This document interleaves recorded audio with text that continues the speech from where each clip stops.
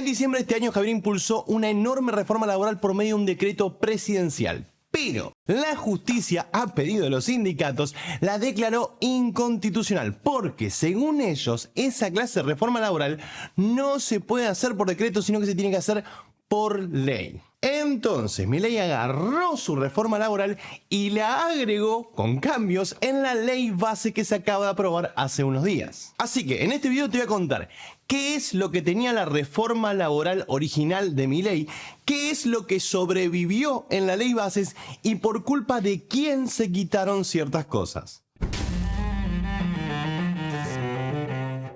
Aporte solidario. Supongamos que mañana entras a trabajar en blanco, o sea, formalmente registrado, en un negocio de venta de ropas. Aunque vos no quieras, repito, aunque vos no quieras, 2% de tu salario va a parar a los bolsillos del sindicato de empleados de comercio, aunque no estés afiliado al sindicato. Ese aporte se llama aporte solidario, y aunque se llama solidario, en realidad es obligatorio. Sin embargo, si envías una carta de documento al Ministerio de Trabajo con tu firma y la de tu empleador exigiendo que no se te descuente más ese porcentaje, te lo descuentan igual, ya que ese aporte solidario es un derecho obtenido por los sindicatos gracias a los convenios colectivos de trabajo. ¿Y qué es un convenio colectivo de trabajo? Bueno, es una supuesta negociación entre el sindicato, el Estado y la empresa. Y digo supuesta negociación porque si no haces lo que el sindicato quiere, esto es lo que le pasa a tu empresa. Entonces, ¿es acaso la reforma de Milei agarrar a esos sindicalistas y tirarlos al océano? No, porque contaminar está mal. Que desaparezca el aporte solidario y que los sindicatos se busquen un trabajo honesto, tampoco, porque eso violaría los derechos de los sindicatos. La reforma de Milei es muchísimo más sencilla. Que exista ese aporte del 2%, pero que vos, el trabajador, decidas si realmente querés pagarlo o si no querés pagarlo. En otras palabras, la libertad. Lamentablemente, esta reforma que se había presentado en el decreto presidencial no llegó a la ley bases. ¿Y por qué no? Bueno, porque para poder aprobar la ley necesitas votos. Y el diputado Pichetto puso como condición para su voto y los votos de su bloque que esta reforma se quite de la ley. ¿Y por qué hizo eso Pichetto? Porque se lo pidieron los sindicatos. ¿Y por qué los sindicatos que supuestamente representan los intereses de los trabajadores quieren que se les siga quitando ese 2% a la fuerza? Y mirá, primero, esa panza no se paga sola, esas personas no se pagan solas, esos globos no se pagan solas y esas marchas no se pagan solas. En otras palabras, el sindicato necesita esa plata para poder funcionar. Entiéndase por funcionar, salir a la calle a romper todo. Así que, aunque esto va a seguir existiendo, quiero que nunca olvides este detalle. Milei apenas asumió, quiso quitar esto por decreto presidencial. Y la justicia, a pedido de los sindicatos, dijo: no, papá. El cliente, el trabajador, siempre tiene la razón. Supongamos que despedís a un empleado que tenías trabajando 6 horas por día, pero él te cae de la nada con un abogado que se queda con el 20% de las indemnizaciones, pero ese es un tema que no vamos a tocar en este video. Pero él te cae de la nada con un abogado diciendo que los martes no trabajaba 6 horas, trabajaba 7, y que vos lo cagaste porque no le pagaste esa hora extra. Y como evidencia de esa terrible acusación que te está haciendo, presenta nada, ni un video, ni una foto, nada. ¿Qué crees que te puede pasar a vos, el empleador, por esa acusación que te hizo un empleado sin ningún tipo de evidencia? Bueno, esto es lo que dice la ley argentina. En caso de duda sobre la aplicación de normas legales, prevalecerá la más favorable al trabajador. Si la duda recayese en la interpretación o alcance de la ley, los jueces o encargados de aplicarla se decidirán en el sentido más favorable al trabajador. En otras palabras, regla 1. El trabajador siempre tiene la razón aunque mienta. Regla 2. En caso de que no tenga la razón, aplicar regla 1. ¿Y por qué esto es así? Bueno, por 2 razones. Conveniencia, que la vamos a ver ahora, e ideología, que la vamos a ver más adelante. Empecemos por la conveniencia. Durante décadas, la política argentina viene demonizando la imagen del empleador sin importar si ese empleador es el dueño de una multinacional con 1000 empleados o si es un tipo solo en una verdulería con 3 empleados. Y esto que tengo acá en las manos es la razón. Si vos fueras un político que quiere conseguir votos, ¿a quién demonizarías y a quién beneficiarías? ¿A un grupo que tiene un voto o a un grupo que tiene 3 votos? Exacto, el político demoniza al empleador y beneficia al empleado porque eso le hace ganar elecciones. ¿Y qué es lo que propuso Milei? Bueno, que en lugar de decir, en caso de dudas sobre la aplicación de normas legales, prevalecerá la más favorable al trabajador, diga, los hechos deben ser probados por quien los invoca. En otras palabras, si tu empleado quiere acusarte de algo, ahora tiene que presentar, ¿cómo se llama eso? Evidencia. Lo lógico. Igualdad ante la ley. Lamentablemente esta reforma no se encuentra en la ley bases porque para pasar la ley fue necesario negociar con el peronismo y con la Unión Cívica Radical, políticos que no tienen ningún interés en que esto cambie.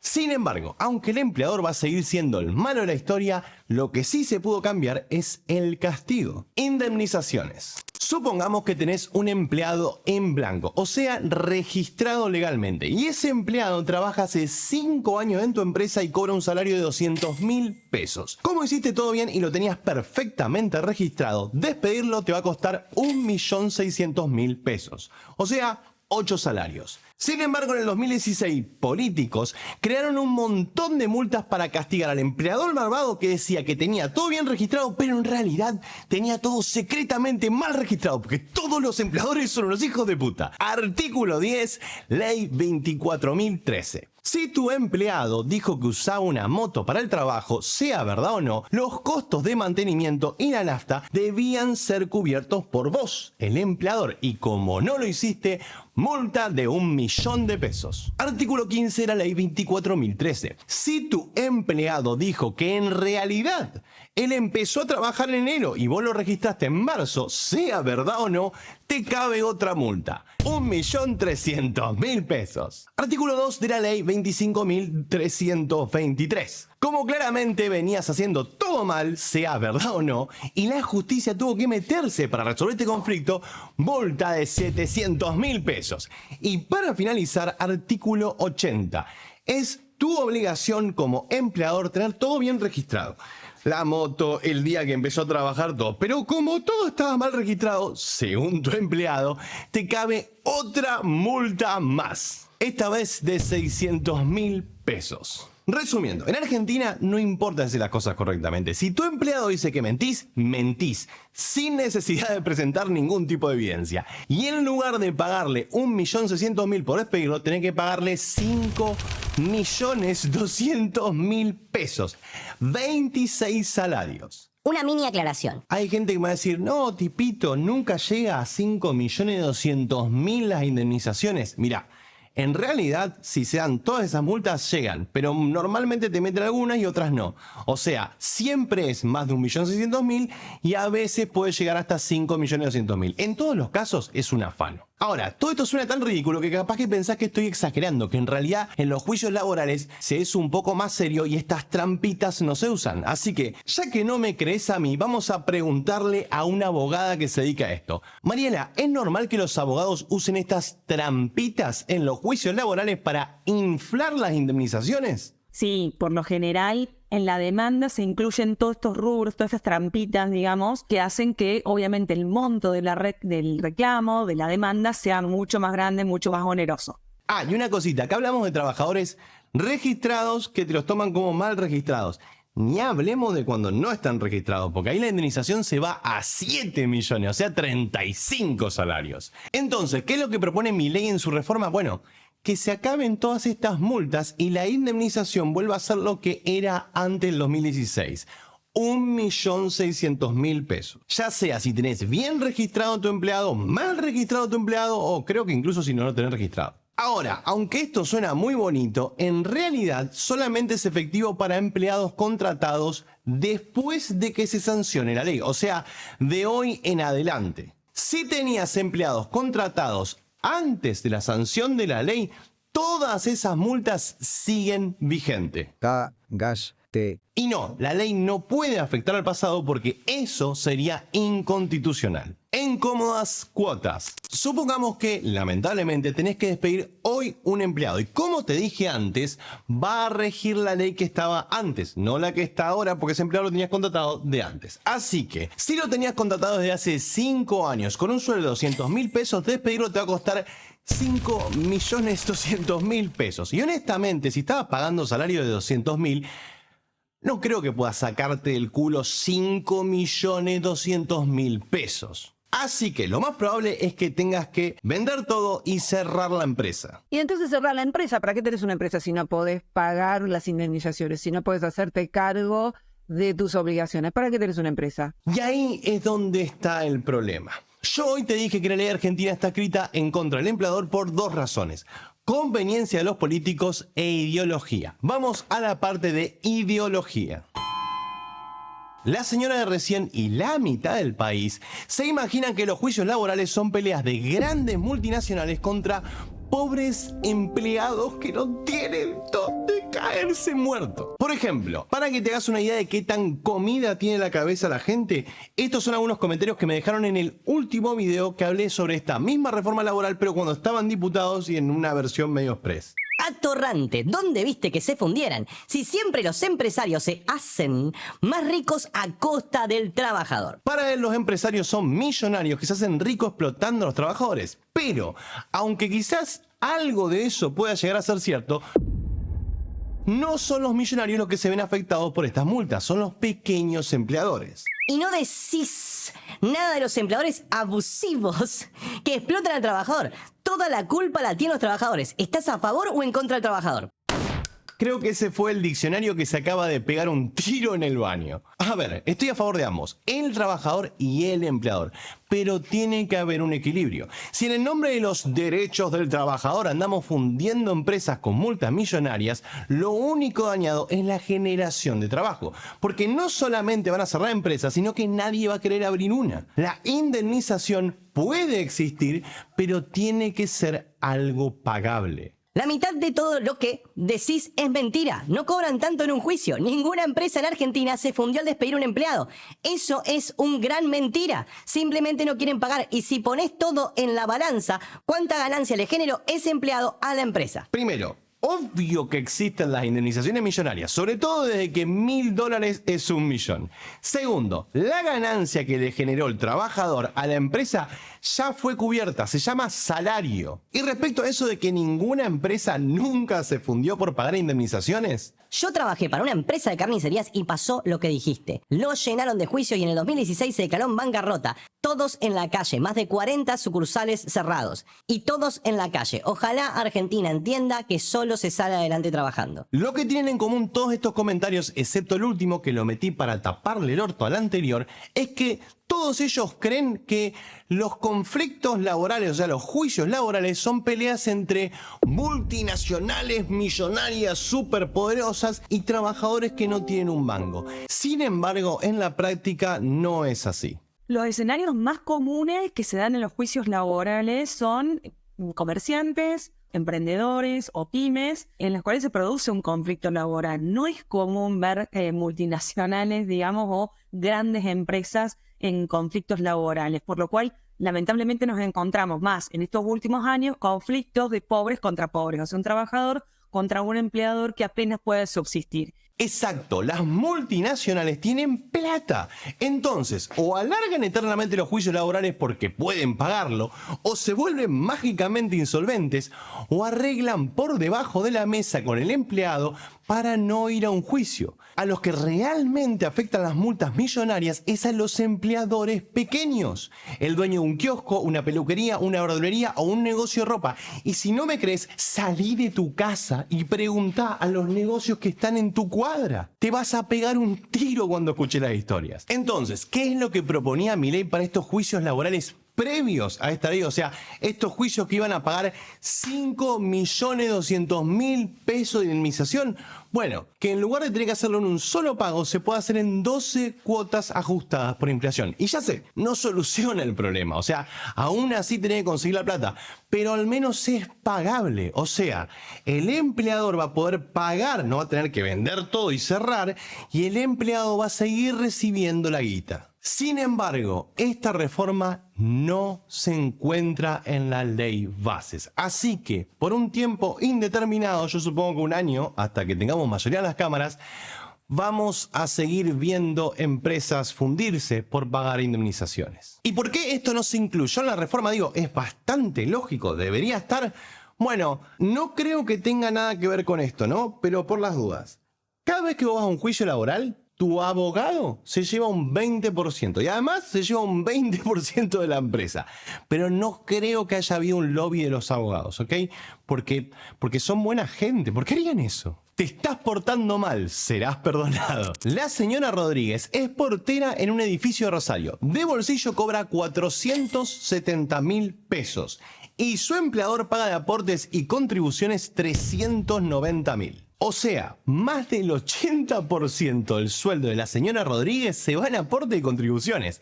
Por esta razón, cuando las cosas van mal, o sea, cuando hay crisis, como ahora, los empleadores no dejan de pagar el salario, pero sí dejan de pagar los aportes y contribuciones. Entonces se empiezan a endeudar con el Estado. Bueno, en esta reforma laboral que está en la ley bases, se presentó una moratoria, o sea, un perdón de la deuda de mínimo 70%, siempre y cuando el empleador ponga al día los aportes de la señora Rodríguez. 2 son pareja, 4 una pyme.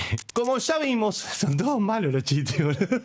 Como ya vimos, un empleado puede costarle a un empleador un 80% más de lo que se lleva el empleado de bolsillo. Esto es lo que se lleva el empleado de bolsillo. Esto es lo que le quitan para una obra social que probablemente lo mate y una jubilación que no le va a alcanzar para nada. Y ojo, no digo que no debería tener obra social o jubilación. Solo estoy diciendo que quizás se pueda administrar mejor si le damos el dinero a él, ¿no? Y por último, esto es lo que se lleva el sindicato. Por ley. Y aunque algunas grandes empresas puedan pagar esto, para los empleadores pequeños se vuelve un problema. Es por eso que Milei, en esta reforma laboral, presentó la figura del colaborador. ¿Y qué es un colaborador? Bueno, es como un empleado, pero en realidad es monotributista. O sea, si lo despedís, no tenés que pagar la indemnización. Y la única obligación que tenés como empleador es pagar los aportes y los costos del monotributo.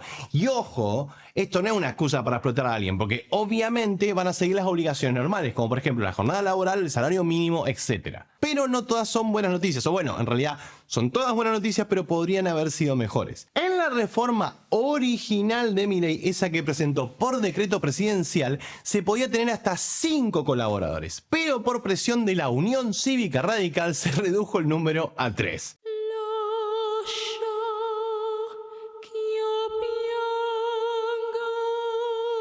¿Y para quién está pensado esto?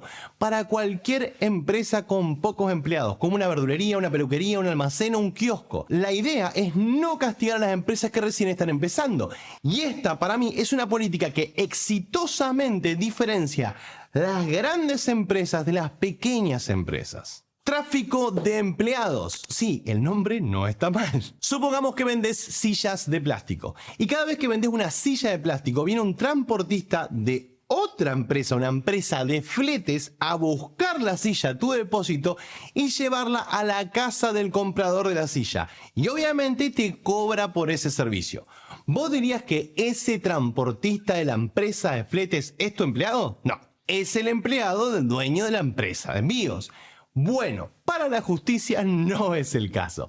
Según la ley argentina, vos sos el empleador solidario de ese transportista. O sea, si el tipo cae enfermo, lo echan o lo que sea, legalmente puede exigirte a vos que pagues solidariamente la indemnización, la cobertura médica o lo que sea, aunque técnicamente no es tu empleado. ¿Y cuál es la lógica detrás de todo esto? Bueno, para entender de qué se trata esta locura, me puse a leer un ensayo del doctor Miguel Ángel Massa, un profesor titular en la Facultad de Derecho de la Universidad de Buenos Aires y aparentemente una eminencia en cuestiones laborales en Argentina. Esto es lo que escribió el doctor Massa. Se trata de supuestos de interposición de personas, pues ese tercero prestador o traficante de trabajadores se interpone en la relación material y lógica que debe mediar entre el empresario que recibe el trabajo y el dependiente que lo aporta. Según el doctor Massa, el dueño de la empresa de transporte es un traficante de trabajadores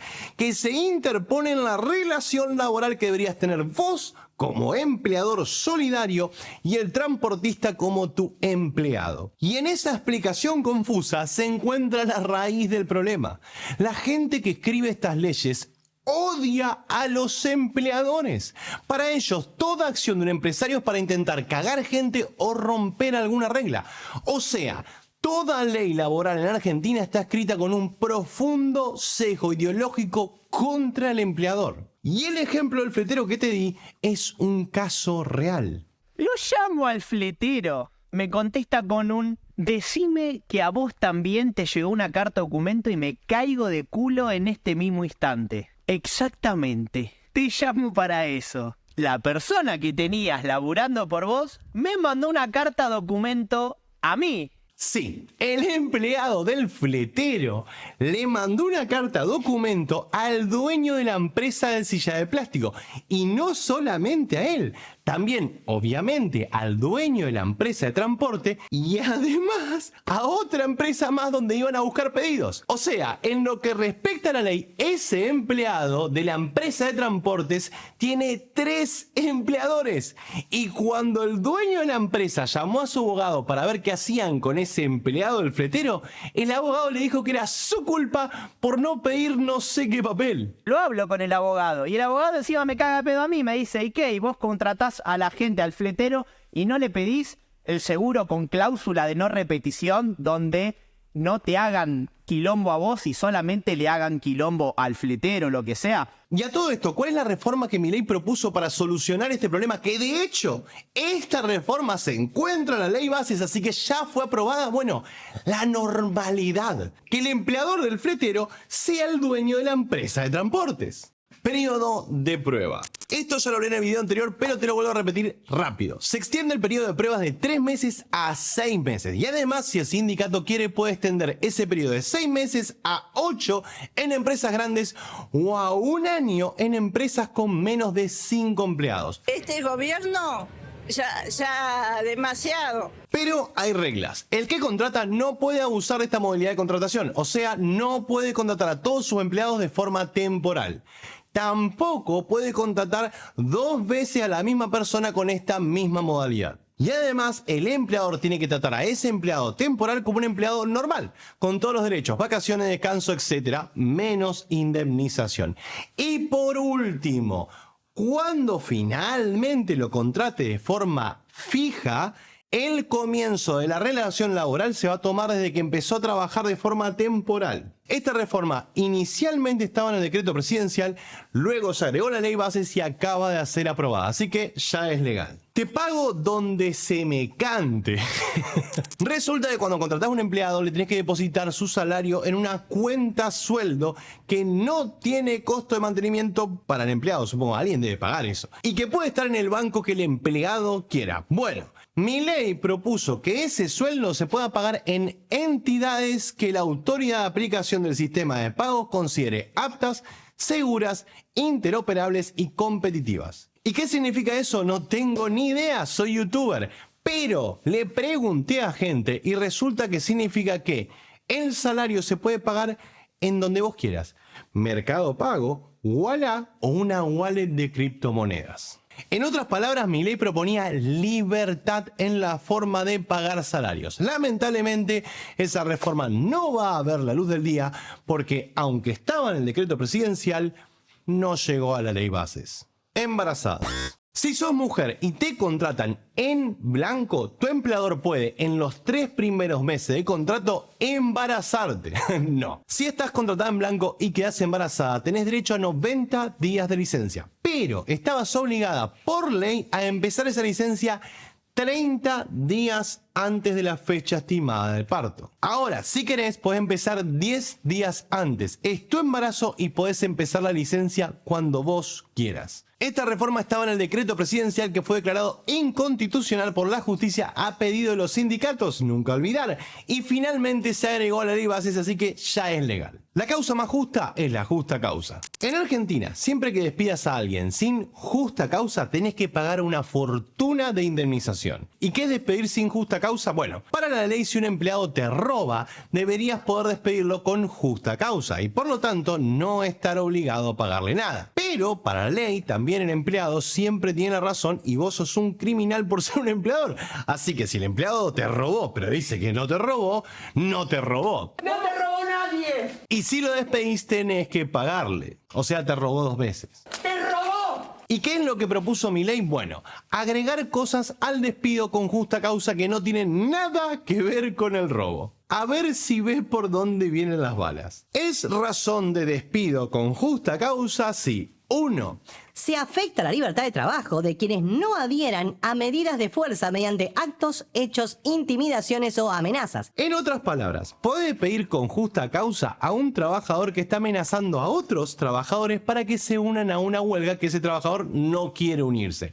Y si crees que esto no existe, bueno, esta persona que está amenazando a esta persona es pura ficción y tus ojos te están engañando. Qué gente de bien los sindicalistas, ¿no? 2. Se puede despedir con justa causa a un trabajador que impida o obstruya total o parcialmente el ingreso o egreso de personas y o cosas al establecimiento. Una práctica muy común de los sindicatos es plantarse en la puerta de la fábrica y no dejar salir o entrar empleados o camiones. Bueno, si alguno de esos sindicalistas es empleado tuyo, con la reforma de Milei podés despedirlo sin pagarle nada. 3. Se puede despedir con justa causa a un trabajador que ocasione daños en personas o en cosas de propiedad de la empresa o de terceros situadas en el establecimiento. Instalaciones, mercadería, insumo, materias primas, herramienta, lo que sea. O se la retenga indebidamente. De nuevo, esto.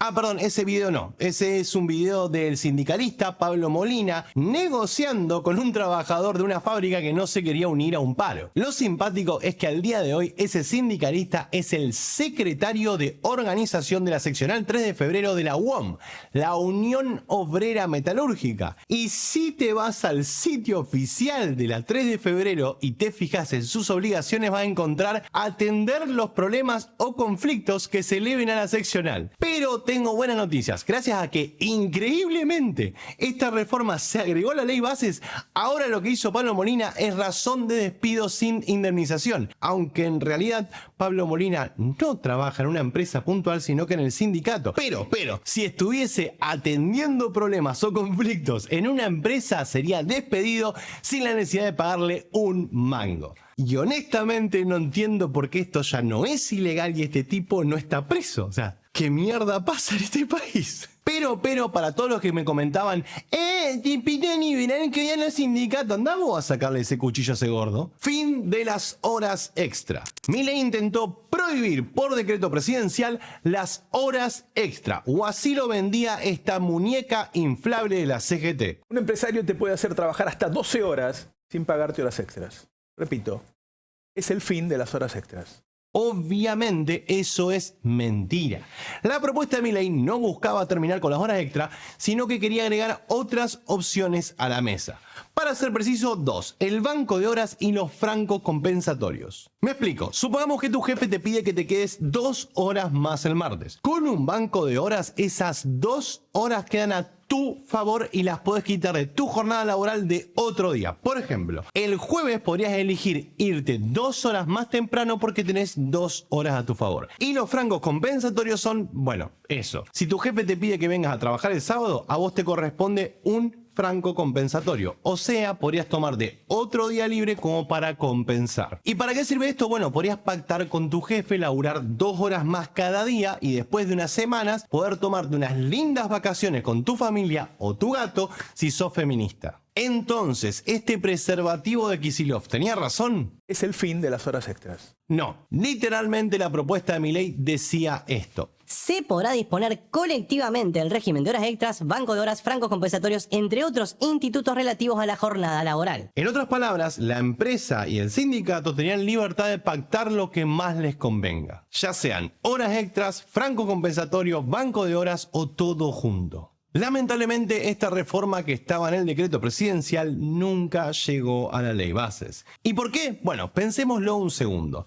Cuando haces horas extras, ganas más. ¿Y quién se lleva un porcentaje de tu salario aunque no quieras? Exacto, los esféricos sindicalistas. Y ya sé, esta imagen es un poco prejuiciosa y no todos se ven así. Pero, en mi defensa, esta foto me apareció cuando escribí en el buscador Google sindicalista. Perdón, eso fue una mentira. En realidad puse gordo decadente en el buscador y me encontré con esta imagen. Perdón, eso fue otra mentira, pero bien que por un segundo realmente creíste que si pones sindicalista o gordo decadente aparece esto en los resultados. ¿Quién es ese clasista de mierda ahora, Hacé tu protesta. Pero en Argentina existe el derecho a huelga. O sea, como trabajador vos tenés tu derecho a salir a quejarte por razones. Pero, ¿qué pasa si ese trabajador es un docente? ¿Los chicos se quedan sin escuela? ¿Y si es un doctor, nos quedamos sin hospitales? ¿Y si es un sociólogo, es eso un trabajo? Es por eso que en Argentina existe algo que se llama servicios esenciales. Rubros que tienen que garantizar prestar servicio incluso cuando están en huelga. Por ejemplo, si el sindicato de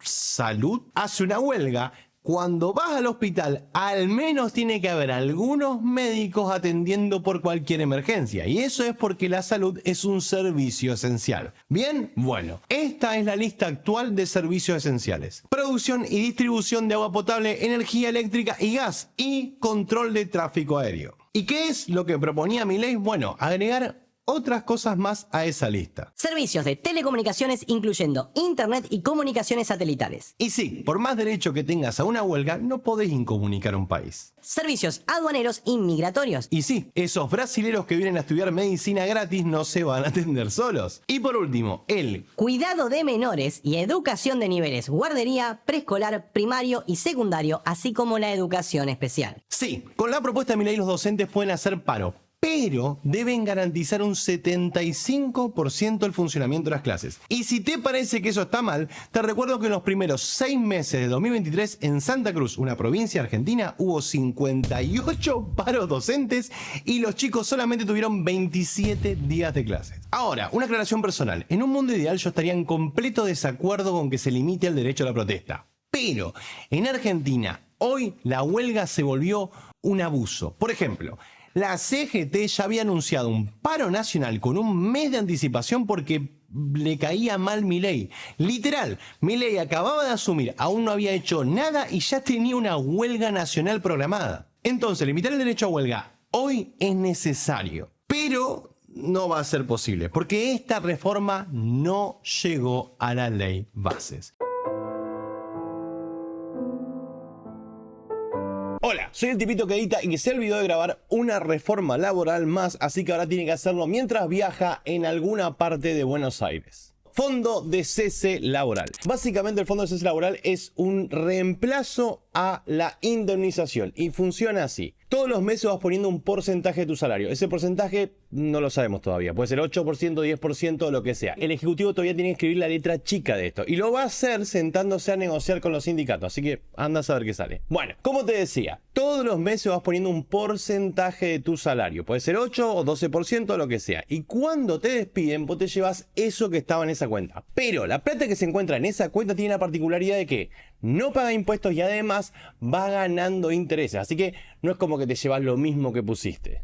Ahora, ¿en qué caso se va a utilizar el fondo de cese laboral? Bueno, en los casos que básicamente quiera el sindicato, porque esto se va a decidir con acuerdos colectivos. Y ya vimos lo que son los acuerdos colectivos. Y una cosita más, este sistema puede que no pague exactamente lo mismo que una indemnización normal, pero va a estar cerca. Sin embargo, es mucho más beneficioso porque te da cierta previsibilidad. O sea, si yo tengo que despedir de la nada a un empleado, quizás le tengo que pagar demasiado dinero que no tengo. En cambio, con este fondo yo tengo garantizado el dinero en una cuenta que no se puede tocar. Entonces, el trabajador, aunque quizás no sea el mismo monto que una indemnización normal, por lo menos va a tener la certeza de que se lo lleva sí o sí sin ningún quilombo judicial. Y listo. Estas fueron las reformas más relevantes que tuvieron el decreto presidencial o que se agregaron a la ley bases. Y para terminar me gustaría hacer algo que no suelo hacer, responder a algunos de los comentarios del video anterior que también trataba de la reforma laboral, así que me gustaría responder a esa gente que tenía un montón de dudas. Karina comenta: Una consulta. A mi marido le dijeron que por la ley bases no le corresponde cobrar las vacaciones. ¿Es verdad? se contestó sola. La verdad, el empleador que tiene es un maltratador y le paga lo que quiere, y en vez de tenerlo registrado como controlador de plagas, lo tiene como empleado de comercio. ¿Qué me decís? Karina, la ley base recién va a entrar en vigencia ahora y no afecta de ninguna manera las relaciones laborales formadas antes de la sanción de esta ley. En otras palabras, ese empleador lo está cagando a tu marido y está usando a mi ley como excusa. Y ya que estamos, quiero aclarar una cosa que me criticaron mucho en el anterior video. Yo no creo que el empleador sea un santo y el empleado un ratón. Creo que cualquiera de las partes puede llegar a ser muy mala si cuenta con las herramientas legales para salirse con la suya. Y antes de esta ley, el empleado contaba con más formas de cagar al empleador que el empleador al empleado, legalmente hablando. Es por eso que mucha gente prefería no contratar o contratar en la absoluta informalidad. Y eso puede llevar a un escenario mucho peor que es,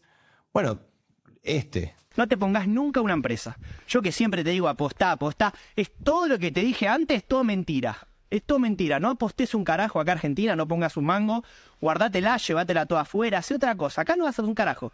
No hagas un carajo más. Te lo pido por favor. Hacelo por mí. No hagas más nada. No hagas más nada. Entonces, lo ideal es que haya equilibrio, que el empleado tenga sus derechos y que el empleador no sienta que contratar a un empleado es lo peor que le puede pasar a su empresa. Orlando dice: Hay que echar a todos a la mierda. mira Orlando, si eso significa achicar el Estado, estoy con vos. Cintia dice: Yo soy empleada pública. No es así como estás diciendo. Para nada. No podés faltar sin justificar. Pedés todo. Pero la ley te da 5 días al año. ¿Está mal? sí. ¿Está bien que en lo privado no tengas derecho a nada? ¿En serio te parece que está bien que puedas faltar 5 días sin justificar nada? O sea, ¿vos te das cuenta que faltar 5 días sin justificar que te los paguen es la definición de vacaciones y vos ya tenés vacaciones? Juan dice: Público, vean por favor la explicación de estas reformas por un abogado laborista. Este señor está dando información muy errada. Remítanse a informe por profesional en el tema. Saludos. tiene razón, señor Juan, en el video anterior no apareció ninguna abogada, pero en este video apareció una abogada y además también fui